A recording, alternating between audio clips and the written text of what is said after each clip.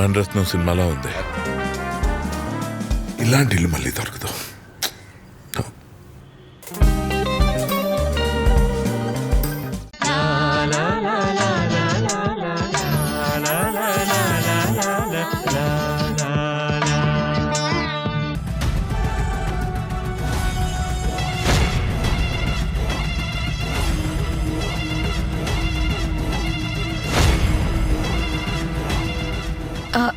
ఇంతేనా మమ్మీ? ఇంకా నీకు అర్థం కావాల్సింది చాలా ఉంది. అసలు భూమి పెళ్ళి అనుకున్న దగ్గర నుంచి డాడీ ఎంత తపన పడుతున్నారో తెలుసా?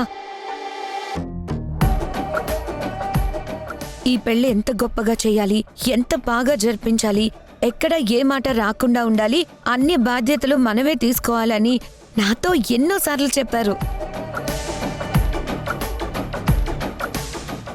తప్పకుండా డాడీ, మన ఇంటి పని మనం చేసుకోకుండా ఇంకెవరు చేస్తారు అని నేను చెప్పాను. ఇదేది నీ దగ్గర చెప్పొద్దు, నీకు సర్ప్రైజ్ ఇవ్వాలన్నారు. అందుకే నీకు చెప్పలేదు. చాలా సంతోషం అల్లుడు గారు. మీరు మా ఇంటి మనిషిలా ఉంటాను అన్నారు.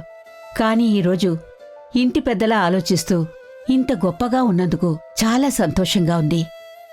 ఇదేం చూశారా అత్తయ్య? పెళ్లిలో చూడండి, భార్గవ్ పెళ్ళంటే బొబ్బిలి వంశంలో జరుగుతున్న వంశోద్ధారకుడు పెళ్లి మాత్రమే కాదు, ఇది చరిత్రలో మిగిలిపోయే పెళ్లి.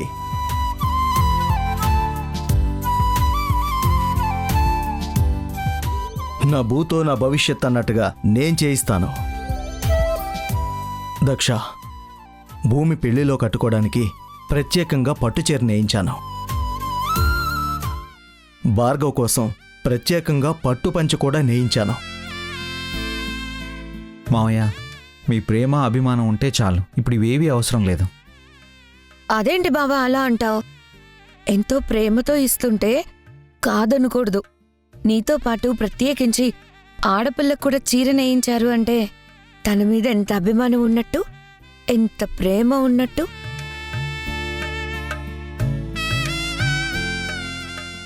నిన్ను భూమిని పక్కపక్కన కూర్చోబెట్టి ఇవ్వాలి, కానీ తను దీక్షలో ఉంది. ఇక్కడేమో టైం లేదు. మా డాడీ నీ గురించి ఇంతలా ఆలోచించి ఇంత గొప్పగా చేశారంటే నాకే కొంచెం ఈర్ష్యగా ఉంది. అయినా సరే నీకోసం చేశారు కాబట్టి నాకు చాలా హ్యాపీగా ఉంది బావా. ఏంటి, ఆడపిల్లకి చీరిస్తే తన మీద ప్రేమ ఉన్నట్ట? ఇన్నాళ్ళు ఈ సంగతి నాకు తెలియలేదే. జానకి, ఇలారా. ఎంతసేపైంది వచ్చి? మేము మాట్లాడుకుంటూ నిన్ను గమనించలేదు. విక్రమ్ సింహ గారు ప్రేమ గురించి చెప్తూ ఉంటే మీరందరూ ఎంత గొప్పగా వింటున్నారు కదండి. ఆ మాటలు నేను కూడా వింటున్నాను, అందుకే ఇలా మౌనంగా ఉన్నాను.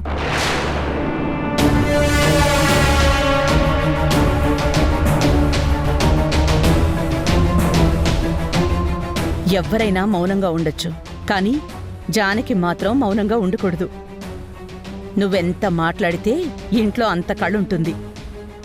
అసలు ఈ పెళ్లి కళ్ళంతా నీ వల్లే వచ్చింది కదా. ఈరోజు మాకు తెలుస్తున్న ప్రతి విషయం నీ వల్లే తెలుస్తోంది. ఆయన భూమి విషయంలో ఇలా ఆలోచిస్తున్నారని తెలియడానికి కారణం ఈ పెళ్లి. ఈ పెళ్లి జరగడానికి కారణం నువ్వు. అవునండి, నేను కొన్ని విషయాలు తెలుసుకున్నాను. కానీ నిజంగా ఇవన్నీ చూస్తుంటే నాకు కూడా కొంచెం ఆశ్చర్యంగానే ఉంది. నమ్మశక్యంగా అస్సలు లేదు. మనుషులు ఇలా కూడా ఉంటారా అని అనిపిస్తోంది.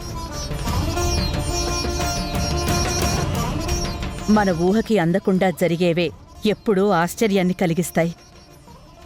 నిజంగా నాకు ఆశ్చర్యాన్ని కలిగించింది. మీరు ఏ నిజానికే ఇంత సంతోషంగా ఉన్నారు? ఇంకా అసలు నిజాలు తెలిస్తే మీరు ఎలా మారుతారో అని నేను ఆలోచిస్తున్నాను.